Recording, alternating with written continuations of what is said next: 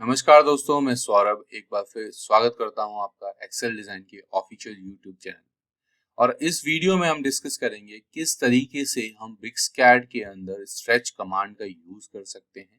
तो stretch command का option यहाँ दिया हुआ है। स्ट्रेच कमांड का बेसिकली यूज क्या होता है, किसी भी ऑब्जेक्ट को 2D एंटिटी को जब आप एक पर्टिकुलर डायरेक्शन में स्ट्रेच करना चाहते हैं तो उसके लिए आप इस कमांड का यूज कर सकते हैं। तो आप यहाँ से स्ट्रेच कमांड सेलेक्ट कर सकते हैं या फिर इसकी जो शॉर्टकट की होती है वो होती है एस।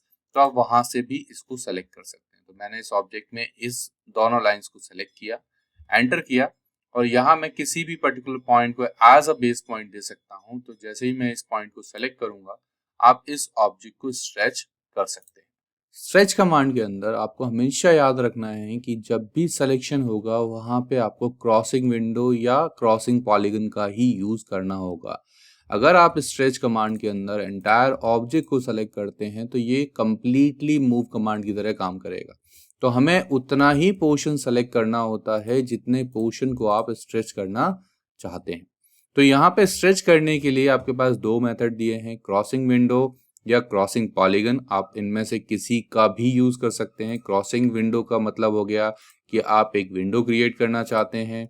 क्रॉसिंग पॉलीगन का मतलब हो गया कि आप एक पॉलीगन बेसिस पे विंडो क्रिएट करना चाहते हैं, पर पर्पस दोनों का वही है कि आप ऑब्जेक्ट को सेलेक्ट करना चाहते हैं। तो जितना पर्टिकुलर ऑब्जेक्ट आपने सेलेक्ट किया होगा बस वही ऑब्जेक्ट आपका स्ट्रेच होगा। ब्रिक्सकैड के अंदर आपको स्ट्रेच कमांड के अंदर दो ऑप्शन एक्स्ट्रा मिल जाते हैं जिनको बोलते हैं हम ऐड और रिमूव। जैसे आपने मान लीजिए इस पर्टिकुलर ऑब्जेक्ट को सेलेक्ट किया, लेकिन अब आप इसमें कोई और ऑब्जेक्ट ऐड करना चाहते हैं तो आप इस तरीके से ऐड कर सकते हैं, या आपको किसी पर्टिकुलर ऑब्जेक्ट को रिमूव करना है तो आप यहाँ से रिमूव कर सकते हैं। तो ऐड करना या रिमूव करना काफ़ी ईजी है। तो आप उस तरीके से बस खाली आपको बेस पॉइंट देना है और आप उन्हें इजीली स्ट्रेच कर सकते हैं अपनी रिक्वायरमेंट के हिसाब से।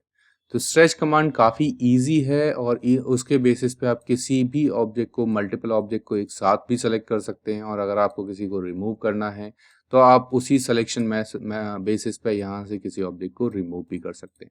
तो आई होप इस वीडियो के थ्रू आपको एक आइडिया लग गया होगा कि किस तरीके से हम स्ट्रेच कमांड का यूज़ कर सकते हैं। अगर आपको ये वीडियो अच्छी लगी हो तो इस वीडियो को लाइक करना ना भूलिए और हमारे चैनल को सब्सक्राइब कीजिए, जिससे कि इस तरीके से और वीडियोस आपको मिलती रहें। Thank you, have a great day.